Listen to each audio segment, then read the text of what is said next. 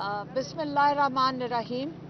आज हम इमरान खान को जब मुलाकात हुई है तो हमें थोड़ा सा सब्र आ गया है, क्योंकि 3 अक्टूबर से इन्होंने इमरान खान को अंदर बंद कर दिया था और आज उन्होंने अपना बताया कि उनके साथ इन्होंने क्या किया था। क्योंकि आपको पता है कि 4 अक्टूबर को इमरान खान ने एहतजाज कॉल किया था डी चौक में, और 3 अक्टूबर से इन्होंने इमरान खान को बिल्कुल इस फस्तायत में रखा है।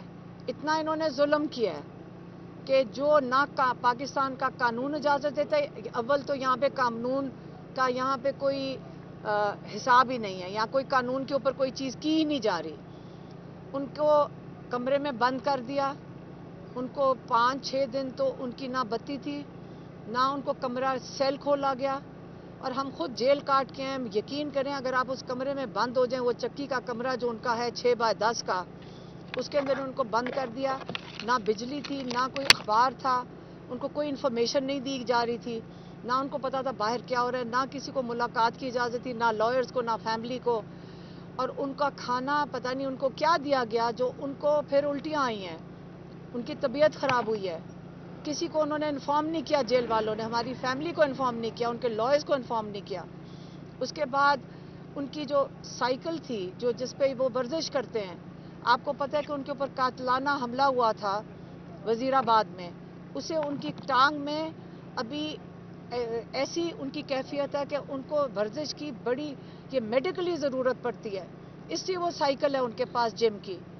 वो उन्होंने 3 हफ्ते के बाद 3 हफ्ते ना उनको जिम की साइकिल दी, और कोई 10 दिन के बाद उनको 1.5 घंटे के लिए बाहर इजाज़त होती थी उस सेल में से निकलने की। हालांकि पाकिस्तान का कानून जो है, जेल का कानून जो है, उसमें जो सजाए मौत के कैदी भी हैं, उनको भी इजाज़त है कि 12 घंटे वो अंदर रहेंगे और 12 घंटे उनको बाहर फिरने की इजाज़त है।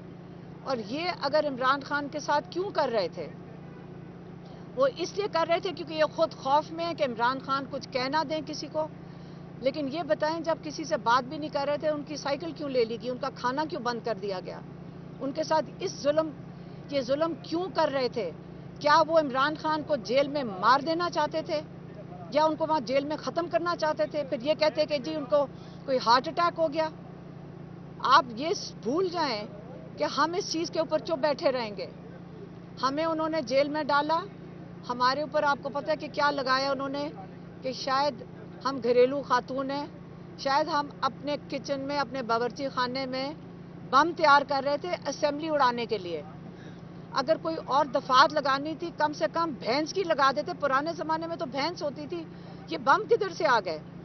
आप याद रखें, जो हमारी नेशनल असेंबली है, वो कौन सा, वो अवान क्या है? वो लोगों का अवान है। वहाँ पे लोगों के नुमाइंदे बैठते हैं। उसके ऊपर हमला किसने किया था?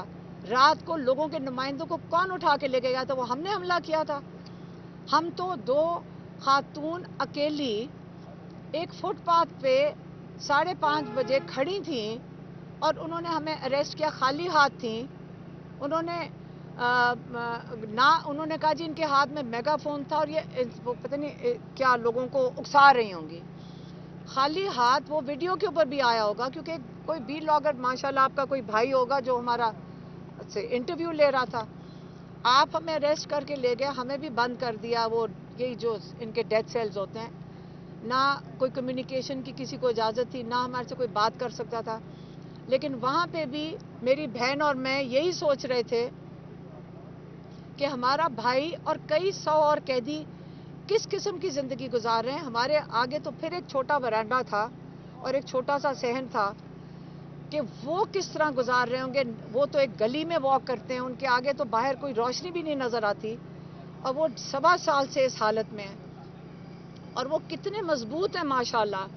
हम उनको देख के इतना इंस्पायर होते हैं कि उनका कितना हिम्मत और हौसला है, और वो उन्होंने किस तरह पैगाम, अभी क्या पैगाम भेजा है। आपको ये भी बताती चलूं कि हमें पैगाम आ रहे हैं कि आपके ऊपर मेरे ख्याल में कोई 9-10 और FIR हैं, कोई अटक की भी है, और पता नहीं और कहीं पिंडी की भी, और हसन अब्दुल कहाँ की हैं। اور آپ کو پتہ ہے کہ جب ہم جیل سے نکل رہے تھے تو اسلام آباد پولیس وہاں موجود تھی ہمیں اٹھانے کے لیے. پتہ نہیں انہوں نے کس طرح فیصلہ کیا کہ شاید 2-3 دن کے لیے ہمیں چھوڑ دیا ہے. اس لیے کیا پتہ ہمیں دوبارہ اریسٹ کر لے. انہوں نے ہمیں یہی ایک قسم کی وارننگ ہی آئی ہے کہ اگر آپ 10-15 دن چپ نہ رہے تو ہم آپ کو دوبارہ اٹھا لیں گے. آپ کے اوپر ہمارے پاس کیسز ہیں, ہم آپ کو اٹھا لیں گے. تو کیا پتہ یہ میری آخری آپ کے ساتھ بات ہو, اس کے بعد ہم پھر شاید جیل چلے جائیں.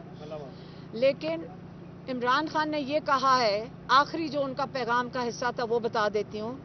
انہوں نے کہا دیکھ لیں کہ آپ نے انگریز جو جب تھا اپنے ملک میں پرامن احتجاج کی اجازت دیتا تھا جب وہ ہندوستان کے اوپر قابض تھے, لیکن ہندوستان میں اجازت نہیں تھی کہ آپ یہاں پہ احتجاج کر سکیں.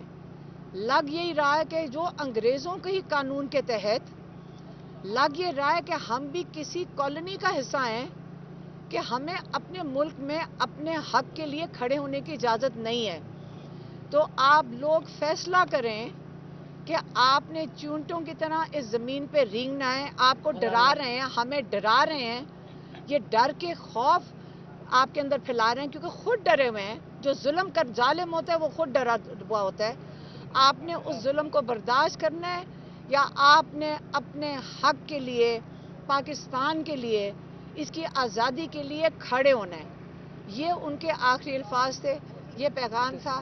میں نے آپ کو ان کا پیغام دے دیا. ہم ان کو دیکھ کے اتنا انسپائر ہوتے ہیں کہ انہوں کا کتنا ہمت اور حوصلہ ہے, اور وہ انہوں نے کس طرح پیغام, ابھی کیا پیغام بھیجا ہے. آپ کو یہ بھی بتاتی چلوں کہ ہمیں پیغام آ رہے ہیں کہ آپ کے اوپر میرے خیال میں کوئی 9-10 اور FIR ہیں, کوئی اٹک کی بھی ہے اور پتہ نہیں اور کہیں پنڈی کی بھی اور حسن ابدال کہاں کی ہیں. اور آپ کو پتہ ہے کہ جب ہم جیل سے نکل رہے تھے تو اسلام آباد پولیس وہاں موجود تھی ہمیں اٹھانے کے لیے. پتہ نہیں انہوں نے کس طرح فیصلہ کیا کہ شاید 2-3 دن کے لیے ہمیں چھوڑ دیا ہے. اس لیے کیا پتہ ہمیں دوبارہ اریسٹ کر لے. انہوں نے ہمیں یہی ایک قسم کی وارننگ ہی آئی ہے کہ اگر آپ 10-15 دن چپ نہ رہے تو ہم آپ کو دوبارہ اٹھا لیں گے.